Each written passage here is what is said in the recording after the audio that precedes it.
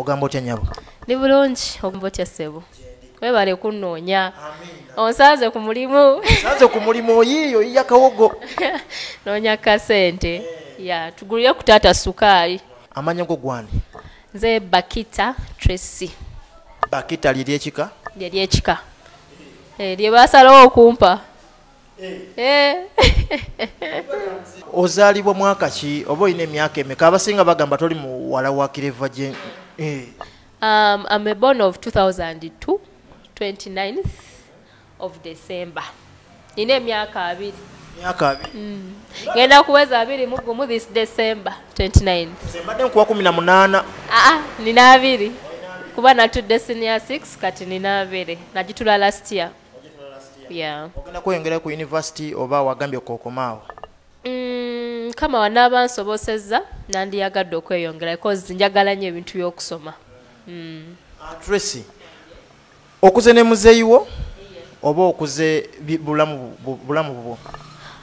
Nkuze ne muzeeyi wange just twayawukanamu awo covid we yatandikira awo.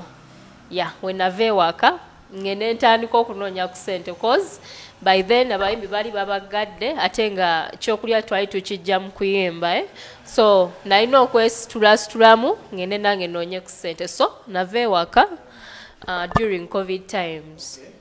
Wasiibula oba weewagula bwewaguzi nga bano abaana abalala bakuzekuzeemuuko? Nasiibula kuba kiba kibi nnyo okugenda nga tusiibudde kuba east west north south waka abawaka era anytime oba olina okudda so nasiibula era nabo ne banteekako emikisa. Olwo bagambye ogenda wa? Ngenda kukola. I'm going to look for money. Kitegeera kuba mami namugamba tuli mu covid tetumanyi oba tunaddamu ddi okusoma kuba nava mu covid nga ndi mu senior 4. Ali mu senior 4 nga nakagituula then covid najja ati fena nga tutudde waka mami takola dadi takola so nefunayo akalimu eyo mu restaurant y'Abakongo gye nagenda okunoonyeza akasente. Ebiseera biratawo yali natandika kuba matofaali? Yali agakuba naye nga si nnyo then mu covid awo yagakubira ennyo cause yalina obudde. Ewaka wakulira mu mbeera ki? Soko tuyiseemuuko embeera gye wakuliramu nga taata wakyali ku maapu eri waggulu alina zihiiti. Embeera yali etya ewaka? Embeera yali nnungi nnyo anti wabeerangawo love ne care nga tewaliwo frustrations yonna zonna waka naye okuva we yali yakkamu kaakatono kuba sijja gamba kinene yali yakkamu kaakatono embeera neetandika okubeera embi nga tewali ssente akuna school fees ega naye nga alina okunoonya ngaki ng'omusajja alina okulabirira abaana. Nawe ng'omwana omuto watuuka ekiseera n'otegeera nti taata ssente zitandise okumubula? Nakirabanga cause abeera waka from morning to evening at times omulabanga munyiivu cause omanyi omuzadde alina bw'aba talina busobozi at that time okuwa omwana we osobola okumulaba embeera ng'abeeraawo yebase akuba ku mataffaali kwegamba nawe ng'omwana you can realize nti daddy tali bulungi and the problem is money. Ate ekiseera kyatuuka ne mama naye n'avaayo. Yavaayo naye mu covid wasiibula naye n'asiibula? Mami teyavaayo mu covid. Mami yavaayo like 1 year back. Is it a year? Tuli mu 2023. Yavaayo mu 2022 ng'omwaka gugwako awo. Naye yagenda kunoonya ku ssente. Yakubira akasimu n'akugamba ki ekimujja ewaka? Of course, yankubira essimu n'angamba ngenda Tororo kola. Nemubuuza otegereganye ne daddy n'angamba agambye talina buzibu nsobola ogenda n'enkola naye nga yali tanobangako cause they could talk nga mukubira essimu ne boogera teyanoba naye omanyi omuntu yenna wemuluzinga communication nga muli mu relationship some people think ti mwawukanye kati osobola kumala weeks 2 nga toyogera na muntu so obvious case omuntu aba ajalowooza wakola ki wanoba naye ng'ekyamazima naye omuntu yanoba awakyabaleka ebintu bye omuntu anoba agenda n'ebintu bye byonna so to me teyanoba kuba mami yaŋŋamba baayogera bulungi ne daddy ne bategereganya cause that time money wasn't enough ate nga muto wange alina okusoma nange nali mmaliriza senior 6 kwegamba nga alina okuyambako nga onayambako omwagala naawo you get yeah. Is she talking about coming back to your dad at home? She's already home. Wetwogerera yakomyewo afumba ettooke gyali Tressy wanna kozi nabaddeyo ku Sande nabaddeyo ne mami ne daddy n'akomawo akubanza nadde n'okudduka nkomewo nnoonye ku ssente nkole naye nga nabaleseeyo ya embeera taatawo gye yayitamu oluli nga w'amaanyi nnyo n'embeera gy'abadde ayitamu wano eno mu biseera bye watandikira okuba amatoffaali biki byewalolooza mu mutwe? Nze kye nali ndowooza nze kunze kyampa okuyiga nti even though you are a celebrity kati taata wange ye celeb tewali atamumanyi is a musician naye apart from being a celebrity what else can you do?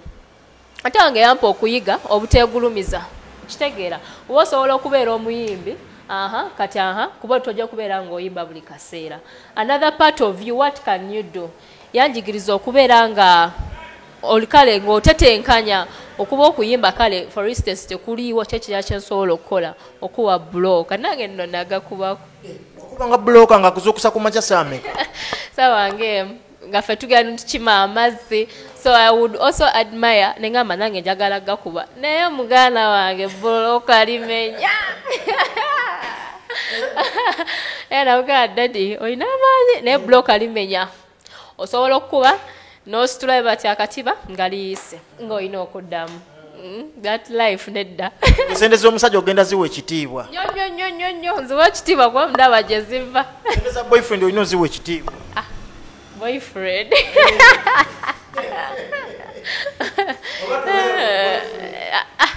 no want to know kuba nange nkola ezange ezizo toyagala byakusabiriza tayagala nnyo byakusabeereza Tressy ebadde bigenda mu maaso between your family obadde obiwulira gwe ng'omwana?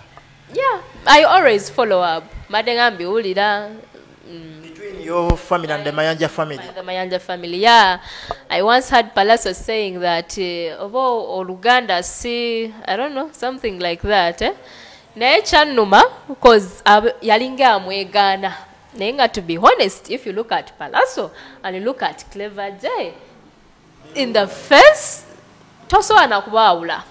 Yeah, and you look at statement ya Palazzo yakunyiiza nnyo gwe ng'omwana. Yanyiiza naye munnange oba tolina kuyingirira nnyo mu bintu by'abakulu oba simanyi lwaki yakyogera bw'atyo so sisobola biyingirira I just keep silent nensirika neŋŋamba ate munaye nkola eki osobola okuba nga yayogerayo batyo kati nze ng'omwana nga kyayika background sigimanyi bulungi that's why he's talking like that naye tekiba kirungi nnyo okuteeka kwegaana muntu mu social media nga naye wowe otunula mu mirror n'omutunuulira muganda awo mufaanagana yeah.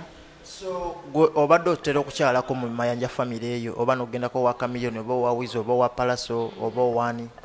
Ekyamazima sigendangayokko but I once met I met Chameleone at the beach. I think it was Lido. Daddy Chameleone. Okay, Daddy Chameleone. No, Uncle Chameleone. Uncle Chameleone. I once met him at the backstage. Namugamba jebale ko sebo koye kale. Nawe jebale kale. He wasn't recognizing me. Nangamba, do I know you? Namugamba, yeah, my daughter to Clever J. So he gave me a warm hug. Nangamba, I'm so happy to see you. I want to meet your dad. Yeah, nambuza mama wali atya. Nangamba, how is Sharon? Like, maybe bali bemanyi, I don't know. Sharon is your mom? Yeah, she's called Sharon Apolot. Nangamba, mama wange mulungi. Nangamba, I wish to meet them. Tetwayogera nnyo cause he was the next person on stage. Naye Palazzo, I would also want to meet him. Yeah. Era mukisa wegoza, I would want to meet you, Uncle Palazzo. If you meet your Uncle Palazzo, what do you want to tell him? I would want to talk to him because okay, first and foremost, I would like to know him more because situlanga kao nenjogerako ne Palazzo. Kyemmanyi tamanyi na kummanyi. Kati ali mukulabira ku bukedde. Ati andabira ku bukedde, okay. Uncle Palazzo, if you get time, we need to talk like uncle and your daughter. Please.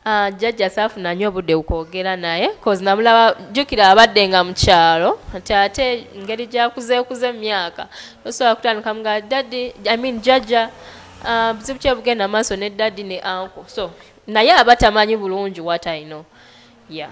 but if I get time ngenda mukyalo mulabe because ali buloba alwena jajja musajja side ya daddy yeah not ku side ya uncle Palaso ba misikwetika kivulu but to be honest I was feeling happy like nali sikisuubira because twalinga tutule waka daddy n'ayogera kale yalinga ayogera like he was speaking in parables naye nga atakimanyi kisobola okutuukawo n'agamba naye Katonda n'omala n'ompa concert simanyi nakumanya ati nga fe bonjeje tuli ewaka tumulaba abeera nnyo ewaka nga tetubiwa matu tugamba daddy abadde ki tetubiwa nnyo matu naye neebaza nnyo Bajjo.